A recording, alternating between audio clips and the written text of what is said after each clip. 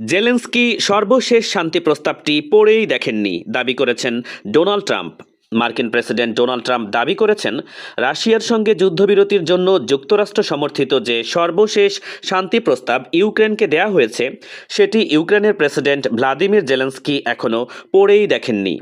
ওয়াশিংটনে সাংবাদিকদের তিনি জানান, তার প্রশাসন ইতোমধ্যে রাশিয়ার প্রেসিডেন্ট ভ্লাদিমির পুতিন এবং ইউক্রেনের শীর্ষ কর্মকর্তাদের সঙ্গে যোগাযোগ করেছে। তবে জেলেনস্কির প্রস্তাবটি না পড়া তাকে হতাশ করেছে। ট্রাম্পের বিশেষ দূত কিথ কেলগের দাবি করেছেন যে রাশিয়া ইউক্রেনের যুদ্ধের অবসান নিয়ে একটি সম্ভাব্য শান্তি চুক্তি প্রায় চূড়ান্ত পর্যায়ে রয়েছে। এর একদিন পরই ডোনাল্ড ট্রাম্প এই মন্তব্য করেছেন। এদিকে জেলেনস্কি লন্ডনে ব্রিটিশ প্রধানমন্ত্রী কিয়ার স্টারমার, ফরাসি প্রেসিডেন্ট ইমানুয়েল ম্যাক্রন এবং জার্মান চ্যান্সেলর ফ্রিডরিখ মের্জের সঙ্গে বৈঠক করেছেন, যেখানে যুক্তরাষ্ট্র সমর্থিত সর্বশেষ শান্তি পরিকল্পনা এবং যুদ্ধ থামানোর কূটনৈতিক সমাধান নিয়ে আলোচনা হয়েছে।